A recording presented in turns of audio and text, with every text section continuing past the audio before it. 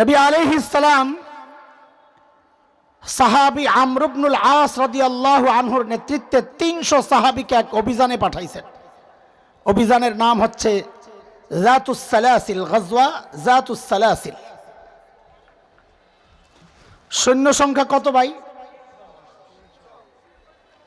সেনাপতি আমর ইবনুল আস শত্রু এলাকায় গিয়ে বুঝলেন শত্রুদের যেই শক্তি এই ৩০০ দিয়া মোকাবেলা করা ঠিক হবে না। তিনি আরো কিছু সৈন্য চেয়ে মদিনায় খবর পাঠালেন।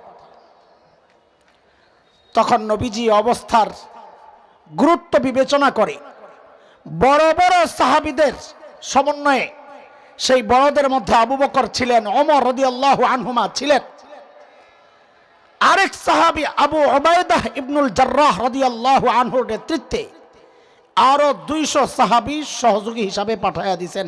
টোটাল কত হইল ভাই?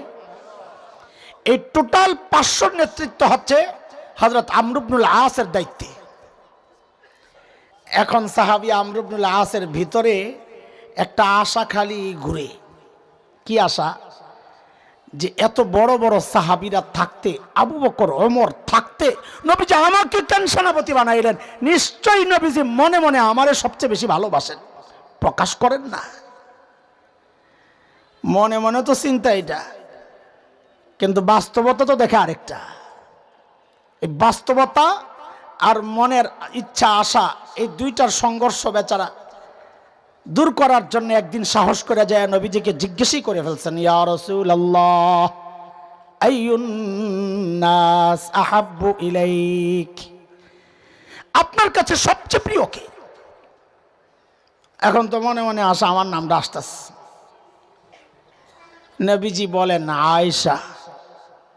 হইছিনি, লাগছিনি বেজাল? এবার আপনারা ঠিক করে জবাব দেন, আল্লাহর নবীর সবচাইতে প্রিয় কে? হইত।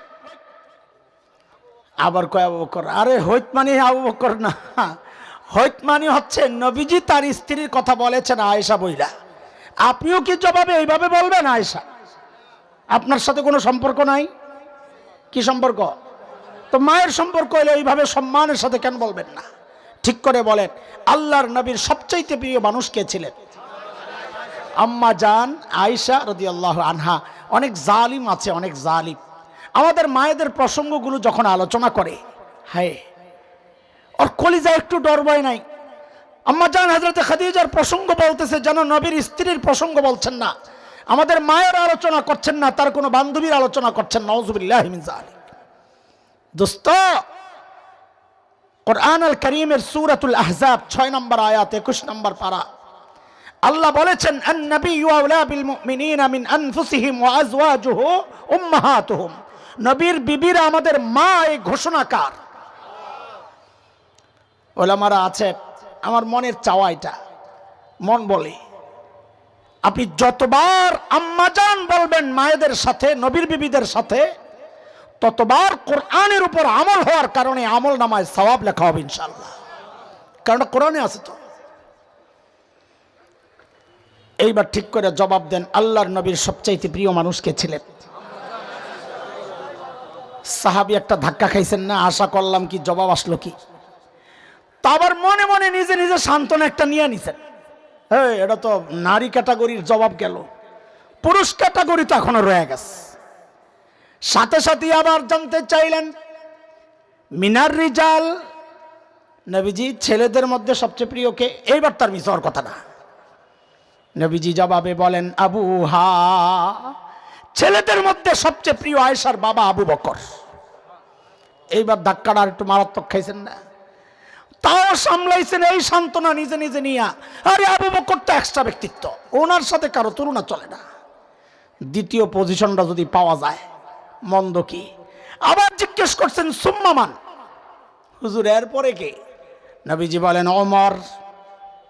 এইবারের ধাক্কাটা কেমন? আর একটু শক্তিশালী না?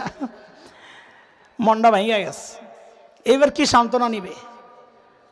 তো এরপর আরো কিছু মানুষ জিজ্ঞেস করছেন, হাদিসের শব্দ হলো আদ্দা রিজালা, আরো কয়েকজনের নাম আসছে কিন্তু হাদিসের নামগুলো উল্লেখ হয় নাই।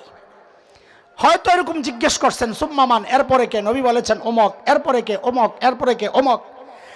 এরপরের সাহাবীর কথাটা ওনার জন্য তো কলিজা ছিঁড়া কথা, আমাদের জন্য একটু রস আছে, হাসি। সাহাবী বলেন কি জানেন?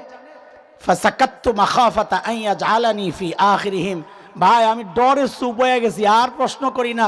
কেন? এইভাবে বলতে বলতে বলতে বলতে না জানি আমার নামটা আবার সবার শেষে চলে যায় কিনা, তার চেয়ে বরং চুপচাপ থাকি, মাঝামাঝি থাকার একটা সম্ভাবনা তো রইল। বাস এই সম্ভাবনার উপর ছেড়ে দিয়ে চলে গেছে। আচ্ছা, এই লম্বা হাদিস শোনাইতে হইলে আপনারা জবাবটা সহি না দেওয়ার কারণে এইবার ঠিক করে জবাব দেন। আল্লাহর নবীর সবচাইতে প্রিয় মানুষ কে ছিলেন? মাশাআল্লাহ। এটা হচ্ছে আমার মায়ের দুনিয়ার মর্যাদা, আর আসমানের উপরের মর্যাদা মানে আল্লাহর কাছে মর্যাদা, ওইটা আরেকটা হাদিস শুনে। এক যুদ্ধ গজওয়াতুল মুরাইসি, যার আরেক নাম বনুল মুস্তালিক, ওই যুদ্ধ থেকে মদিনার দিকে ফেরত আসার সময় নবী রাতে এক জায়গায় তাবু গাড়ছেন বিশ্রাম নিবেন। শেষ রাতে একজনকে ডেকে পাঠালেন, যাও সবাইকে ডেকে ওঠাও, আমরা রওনা দিব, প্রস্তুত হইতে বলো ওযু ইস্তেনজা সারার জন্য। নবীজির একটা অভ্যাস ছিল, নিয়ম সুন্নাহ, সফরে একজন স্ত্রী সাথে রাখতেন। তবে মক্কা বিজয়ের সফরে ছিলেন দুইজন আম্মাজান, আর বিদায় হজের সফরে ছিলেন সমস্ত আম্মাজান। হজ শিখতে হবে, উম্মতের কাছে পৌঁছাইতে হবে, সেই জন্য। তো ওই গজওয়াতুল মুরাইসিয়াতে নবীজির সফর সঙ্গী ছিলেন আম্মাজান আয়েশা রাদিয়াল্লাহু আনহা। আম্মাজান বলেন, প্রয়োজন সারার জন্য আমিও একটু গেলাম দূরে, কাফেলা থেকে একটু আলাদা। আসার পর গলায় হাত দিয়ে দেখি গলায় একটা হার ছিল, ওই হারটা কোথাও পড়ে গেছে, নাই হারটা নাই। আম্মাজান বলেন, আমি হার তালাশ করতে গেলাম। এখানে সূক্ষ্ম একটা বাজে চিন্তা যেন না আসে, একটু পরিষ্কার করি, যেহেতু মায়েদের আলোচনা, কোনো ফাঁক ফোকরের চিপা দিয়া যেন কোনো বাজে চিন্তা মায়েদের ব্যাপারে না আসে, সতর্ক থাকা 100-100।